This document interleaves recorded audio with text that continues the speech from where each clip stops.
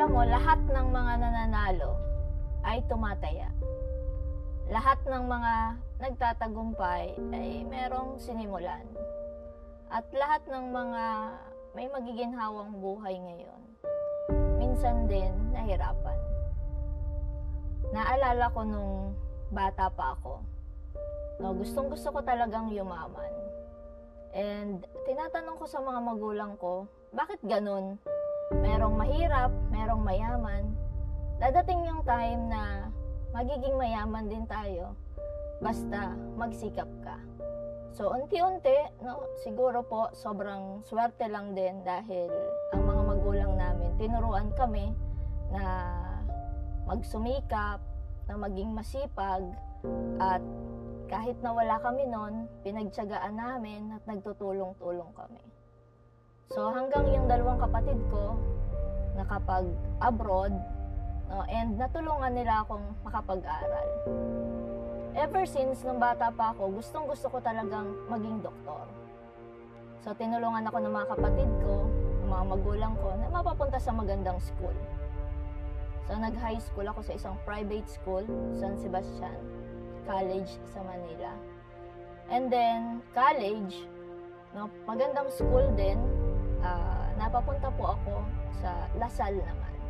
So, that time, sabi ko, pupurso ko na yung dream ko na maging doktor. Kaya lang, syempre, hindi po perpekto yung buhay. So, akala ko, paangat na kami, pero pababa pa lang. So, nung time na yun, kasabay po nun, namatay yung father ko. So, head of the family, napakalaki po ng impact sa pamilya namin. And, halos, maubusan kami. So, yung pangarap ko na maging doktor, hindi na po siya nangyari. That time, napapunta po ako sa Watson's. So, kahit nag-graduate ako ng Lasal, kinain ko talaga yung pride ko kasi yun yung kailangan ko eh. Kailangan ko talaga ng trabaho. So, nag-work po ako sa Watson's as pharmacy assistant. Ang sweldo ko po doon, 8,000 pesos a month. 8 hours nakatayo. Every day. Sobrang hirap.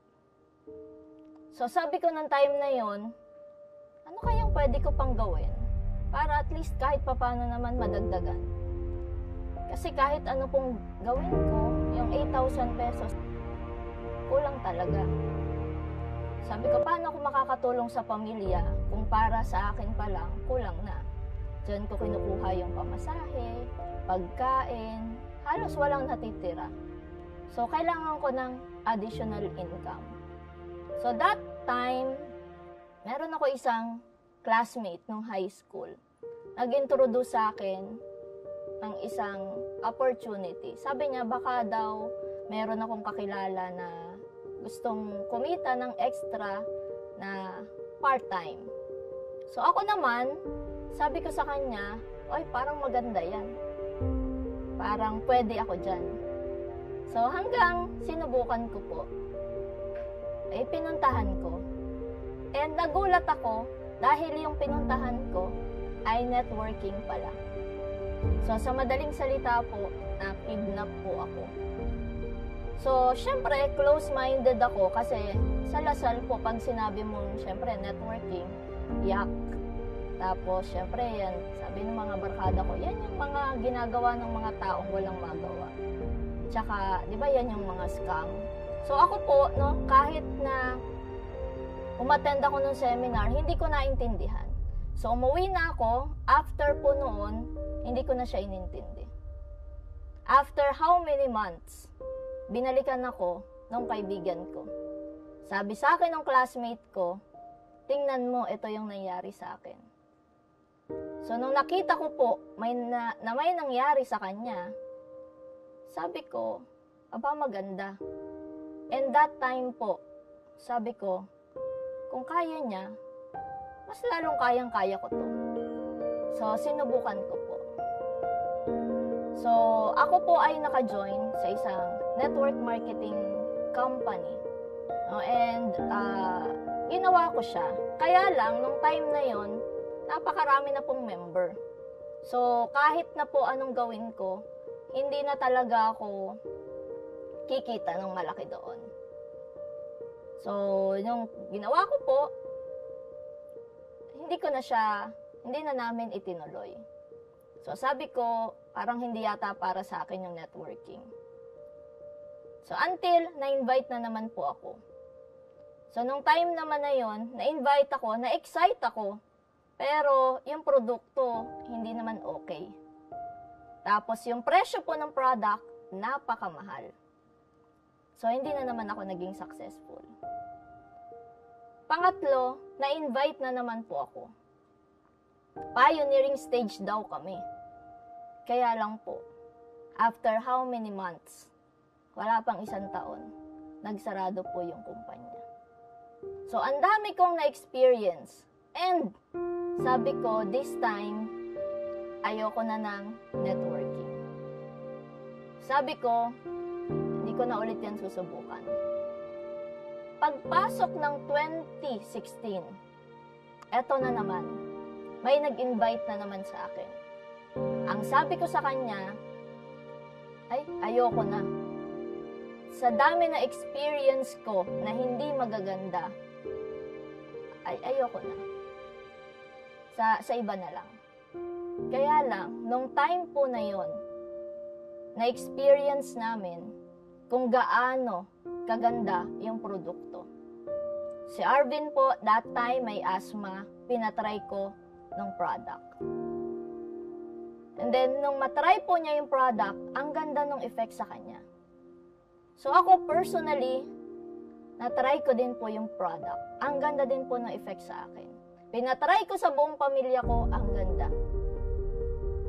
So ang ginawa po namin, ni-research ko po ulit yung kumpanya. At doon ko napag-alaman, sobrang ganda pala talaga ni iFern. Na-invite po kami at na-introduce kay iFern February of 2016. And ginawa lang po namin yung negosyo after 2 months. Sineryoso namin yung negosyo, nagsimula po kami April of 2016. So that time, nung nakita ko, wow, grabe, ang ganda nung kumpanya. May sariling warehouse, may sariling building. First time, 2016, na-meet ko si Sir Tom, sobrang na-impress po ako. Kasi sabi ko, ngayon lang ako nakakita ng ganitong tao na billionaire, pero kumakausap sa mga ordinaryong tao. So, 2016, April, sabi ko, simulan na namin. So, lahat po ng dala ko sa networking, sabi ko sa sarili ko, last try na lang. Last na lang. Pagbibigyan ko na lang muna ulit. Kasi bakit? Sabi ko, sayang naman kung hindi ko itatry ulit, may naghihintay po akong mga pangarap. Sabi ko, laban na yan. Last na. Kaya sinimulan po namin 2016 and hindi na po namin tinigilan si iFern. Kasi bakit that time? Gusto kong mapatunayan kung totoo nga yung kitaan. At kung totoo nga na may kumikita ng milyon-milyon. Nung sineryoso po namin, first month namin kay iFern, naka-receive kami 12,000 pesos. Sabi ko, wow, okay na. Kasi kahit part-time, no, kung 12,000 pesos, malaking tulong na. Especially kung empleyado ka, nakatulad ko po dati na sumisweldo ng 8,000 pesos a month. Yung 12,000 pesos na madagdagan ka, napakalaking tulong na. And then, after another month, naka-receive po kami 50,000 pesos. After another month, naka-receive po kami 80,000 pesos. And after 4 months, hindi na po kami makatuloy. Kasi gulat na gulat kami. Because of iFern system, sabi ko, first time sa buong buhay ko, na kumita po kami mag-asawa ng almost 400,000 pesos in 1 month. Sobrang nakakagulat. And sabi ko, this time, worth it naman pala yung bibigyan ko ng oras. Alam niyo po, hindi na namin siya tinigilan. After 5.5 months, we became a Millionaires Club member. After 8.5 months, yung amin pong kapital na pinangutang pa namin para lang makapagsimula kay iFern, after 8.5 months, ang binalik po sa amin is more than 5 million pesos. So that was 2016. Pagpasok po ng 2017, hindi ko na na-imagine na mangyayari po ito sa akin. After 2016, 2017, umaabot po yung komisyon namin 1 million pesos a month. After another year, 2018, nagto 2 million pesos po kami every month. And last year, 2018, umaabot po ng 3 million pesos a month. Sabi ko, grabe, ganun pala. Pag binigyan mo pala ng oras yung isang negosyo, pag binigyan mo pala ng oras si iFern, ang increase mo yearly, 1 million pesos. And gulat na gulat po ako pagpasok ng 2020. Hindi na po ako makapaniwala. Minsan, kailangan kong sampalin yung sarili ko para gisingin ako. Kasi parang hindi na siya totoo. Pero totoo po. Pagpasok ng 2020, hindi po bumababa ang komisyon namin 4 to 5 million pesos a month. So that time po, until today, sobra po yung ibinibigay sa amin ni iFern. Yung promise ng industry ng network marketing, sa dami ng kumpanyang nasalihan ko, si iFern lang pala ang magbibigay. Lahat po ng mga pangarap ko ngayon, literal, ibinibigay po ni iFern. Today, I have house and lot. I call it iFern Mansion. This is worth 40 million pesos. Ang pangarap ko po na magkaroon ng mga sasakyan, hindi lang isa. Yung mga nakikita ko na mayayaman, na merong mga maraming nakapark sa garahe, gusto ko yon nung bata pa ako. Pag napapanood ko, sabi ko, balang araw magkakaroon din ako niyan. And alam niyo po, ngayon, ang binigay po sa akin ni iFern, 2016, nakabili po ako ng BMW ko. First car ko po yun kay iFern. And then 2017, iniregaluhan ko po yung mother ko na Ford Everest. And then 2019, last year, nakabili po ako ng 2019 limited edition Porsche Macan. And this year po, isa sa mga dream car ko, kasi ito po napapanood ko lang sa TV, yung bumubukas yung bubong. Nabili ko po yung isa sa mga dream car ko, na Z4 BMW to 2020 limited edition po yun. And last 2 weeks ago, nung binili ko po, nagulat din ako. Kasi sabi ko nga, kung ako nagtatrabaho, hindi naman ako makakabili ng kotse. Kung ako nagtatrabaho, kahit nagulong ng kotse, hindi ko kayang bilhin. Kaya lang po, 2 weeks ago, because of iFern, dahil dream car ko siya, wala po kaming pakialam. Binili namin siya cash. So, yun yung kakaiba po yung pakiramdam. Kasi, iba pala yung marami kang pera. Iba pala yung tinatawag na financial freedom. Yung may kalayaan ka na bilhin yung bagay na gusto mo, na hindi ka na kailangang mag-ipon. And sobrang pasalamat po ako kay iFern dahil dyan. And today, masasabi ko na si iFern po ay nasa perfect na timing kung gagawin mo siya. So, bakit ko po masasabing perfect timing? Sobrang ganda po ng pwesto kung ngayon ka magjo-join kay iFern. So, ako po is from the company, 001 ng company, and normally, sa isang network marketing company, pag umabot na po ng mga 10 years na, ang mga members na umaabot po, milyon-milyon. Minimum mga 7-8 million na members. Pag doon ka nag-join, sigurado po ako, kung may pangarap ka, ang makukuha mo na lang, baka less than 10% na lang. Pero bakit sobrang confident ako na ngayon mag-join ka na kay iFern? Kasi today po, ang member pa lang ni iFern, nasa 100,000 plus pa lang. Kung hindi po ako nagkakamali. Wala pang 1,000,000. Wala pang kalahating milyon.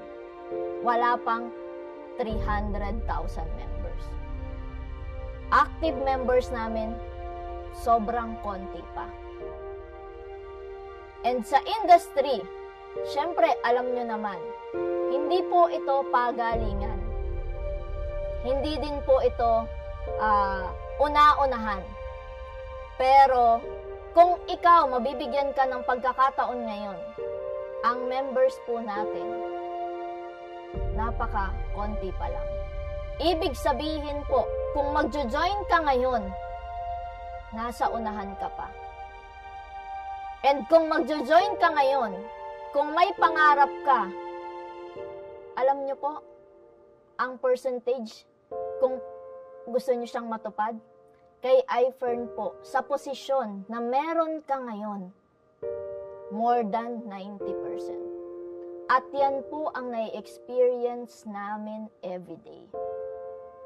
Yan po ang nangyayari sa amin. So, kung ako po sa inyo, kung nakita nyong maganda si iFern, wag na kayong magdalawang isip. Wag nyo nang hintayin na yung kapitbahay mo, invitein ka mag-iFern. Ikaw na ang mag-invite sa kanya. Maraming tao sasabihin nila, Des, sa susunod na lang ako mag-join kasi wala akong pera eh. 2016, sinabi ko na rin po yan. Sabi ko, sige, sa susunod na lang ako mag-join dahil wala din naman akong pera. Kaya lang po, na-realize ko, wala na nga akong pera noong 2016. Kung hindi ko siya gagawa ng paraan, sigurado ako, after 3 years, wala pa rin akong pera. Kasi sabi nga natin, di ba, kung ano ang nangyayari sa iyo ngayon, resulta yan ng desisyon na ginawa mo 3 years, 5 years ago. So ngayon, kung gusto mo na magkapera ka, you need to decide now. Kasi 3 years, 5 years from now, yung problema mong pera, hindi mo na po yan problema. 2016, ang problema ko pera. 2020 po ngayon, hindi pa lumampas ang 5 years. 4 years pa lang, problema ko na rin ang pera. Pero, kung paano na siya gastusin. Sabi naman ng iba, Des, ayokong gawin yan kasi wala na nga akong oras. Alam niyo po, sinabi ko na rin yan. Ako po ay dating pharmacy assistant sa Watsons. Papasok ako ng 10 a.m., uuwi ako 7 p.m. Sa sobrang sakit ng tuhod ko, sobrang sakit ng katawan ko, 8 hours nakatayo. Pwedeng sabihin ko, wala na akong oras dyan. Hindi ko na yan kailangang gawin. Itulog ko na lang. Kaya lang po, kung wala akong gagawin sa sarili ko, wala ring mangyayari sa akin. Alam niyo po, after ko ng work ko, nagmamadali ako. Kasi bakit? Kailangan ko pang maglatag. So, tinaga ko po yun. Kaya kung sasabihin nyo sa akin ngayon, wala kang oras, saan ka naman may oras? Doon sa 10,000 pesos a month? Doon sa 20,000 pesos a month? Doon sa 30,000 pesos a month? Bakit hindi mo bigyan ng oras si iFern? Kung ang pwedeng ibigay naman sa iyo is at least 1 million pesos a month. I think that's worth it para bigyan mo ng oras. Sabi nung iba, Des, ayaw kong gawin yan. Kasi hindi ko naman yan linya eh. Alam niyo po, hindi ko rin siya linya. Kasi wala naman taong may linya ng networking. Kung makikita niyo po ako, bago ako mag-start na network marketing career ko, bago po ako mag-iFern, sobra po akong mahiyain. Pag hindi mo ako kinausap, bahala ka, hindi din kita kakausapin. Hindi ko siya linya. At lalong-lalo na po, hindi ko siya pinag-aralan. Kaya lang po, sa panahon ngayon, nakita ko lang, hindi na pala siya linya-linya. Ang tao po, kung saan siya kikita, I think yun ang dapat linyahin natin. Diba? Maraming OFW, hindi naman din nila linya yun. Pero bakit sila nag-abroad? Marami pong nasa BPO industry, hindi rin naman linya yun. Kaya lang po, yun yung malaki ang income eh. So ito, hindi rin po namin to linya. Kaya lang, kung itong iFern ang magbibigay po sa amin ng at least 1 million pesos a month, lilinyahin ko na. Kaysa naman, linyahin ko yung linya ko na ang binibigay po sa akin ay 10,000 pesos a month. Mamili ka na lang. Sabi nung iba, Des, ayokong gawin yan.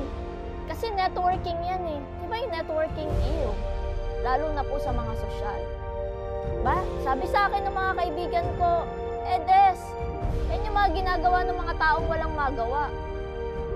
Sabi pa sa akin ng ibang mga barkada ko, tigilan ko na daw ito. Kasi may pinag-aralan daw po ako. Nakakahiya daw po ang networking. Alam nyo,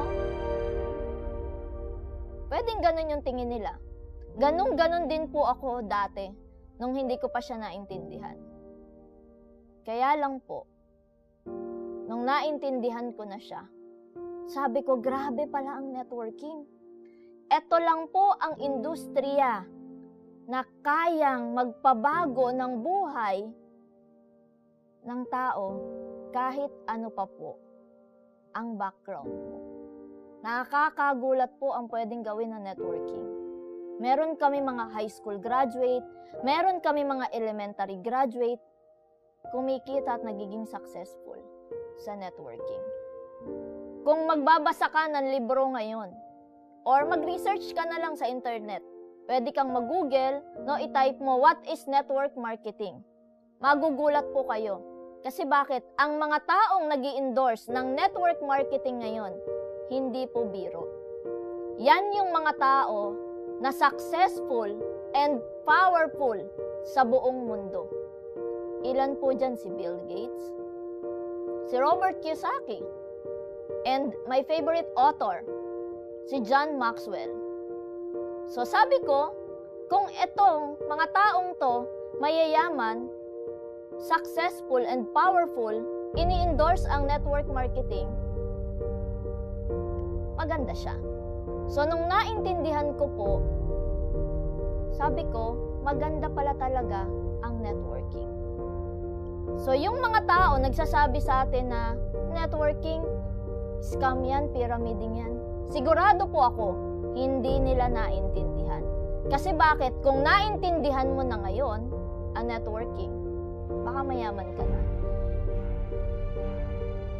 Eh, alam niyo po, nakakalungkot pa. Sasabihin ng iba, networking, hindi talaga maganda yan, scam yan. Pero alam niyo po kung sino yung mga nagsasabi niyan, kung titingnan mo? Minsan, yan yung mga taong walang-wala. Yan yung mga taong nangungutya sa'yo, pero pag tiningnan mo, baka mas mababa pa yung status sa'yo. Minsan, sila pa nga yung may utang sa atin eh. Isang araw po, no, ay nagsabi sa akin ng kaibigan ko, tigilan mo na yan. Kaya lang, nung naalala ko, kung titigilan ko siya, hindi niya naman babayaran lahat ng mga utang ko. Hindi niya naman ibibigay lahat ng mga pangarap ko. Hindi niya naman ibibigay ang pangarap po ng pamilya ko. Kaya ako po, nung naintindihan ko lahat, no, lahat ng mga sinasabi ng mga tao, halos lahat po, excuses na lang. So para sa akin, today, nakakita ka ng napakagandang opportunity. Subukan mo lang, walang mawawala. Alam niyo po, ang hinahanap namin ngayon, yung mga taong matataas ang pangarap. Yung mga taong willing ipaglaban ang pangarap nila. At yung mga tao na malalakas ang loob, ilabas ang galing nila para tuparin ang pangarap niya para sa pamilya niya. Today, nandito po si Ifern. Kumakatok kami sa lahat ng mga tao na naghahanap ng pag-asa. Kumakatok po kami sa mga tao na halos dapang-dapa na. Kasi ngayon po, no, meron po tayong pandemic na nai-experience. Marami pong tao ang nadidepress. Maraming tao ang nawawalan na ng pag-asa dahil sa COVID. May pandemic, pero ngayon po, halos hindi namin maramdaman ang effect ng pandemic.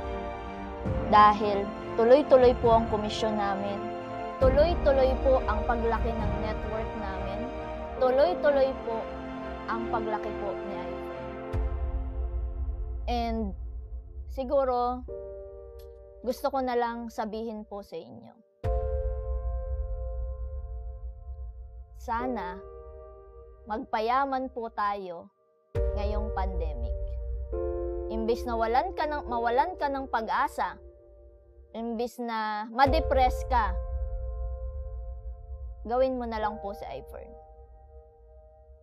And today, gusto ko nang, of course, magpasalamat po, no, sa isa sa pinaka-importanteng tao po, no, na bumago ng buhay ko.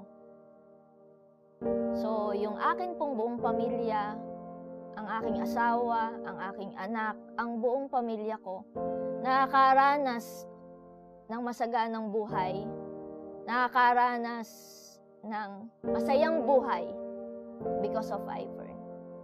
And lahat po ng yan ay utang po namin, of course, sa amin pong napakabait na presidente, kay Sir Tumanitan. And napakahirap maghanap ng isang taong makakasama mo na maging kanegosyo na ganun po kalaki ang puso. No, hindi lang po ako ang nabago ang buhay na Ifern. Hindi lang po iisang tao. Today, we have more than 300 plus na tao po ang nagkakotse kay Ifern. As of today, we have more than 200 plus millionaires club sa Ifern. So, ibig sabihin, hindi po tiyangka. Lahat po ng yan ay nangyari because meron pong magandang sistema sa Ifern. So, kung ikaw ngayon nanonood dyan at nag-iisip, gagawin ko ba si Ifern? Para sa akin, gawin mo ngayon. Kasi walang tamang oras kung hindi ngayon. Walang tamang pagkakataon kung hindi baguhin ang buhay ng pamilya mo ngayon. Ang pagyaman po, hindi na po pinapatagal. Ang pagyaman po, ginagawa na ng paraan na yun. So to all our viewers, sa lahat po ng nanonood at sa lahat po ng guest namin, join us. Simulan po natin na tuparin ang pangarap mo with iFern. Again, thank you so much po sa lahat ng mga nanonood po, no, at sa lahat po na nagbigay ng oras para pakinggan ang napakagandang opportunity. Tandaan mo, wala kang pera ngayon. Pwedeng wala ka pang pang-join. Pero huwag kang mag-alala. Dahil pag ginawan mo ng paraan, after how many months lang, magiging problema mo na rin ang maraming pera. So huwag nyo nang patagalin, join us, and simulan natin ang pangarap mo ngayon na. This is Des Cantara Lacerna, iFern 001, Emerald Presidential Director. Again, join us now. Sa iFern, tumaya ako, kaya ako nanalo. Sa iFern, sinimulan ko, kaya ako nagtagumpay. Sa iFern, nilampasan ko lahat ng hirap, kaya may ginhawa ngayon.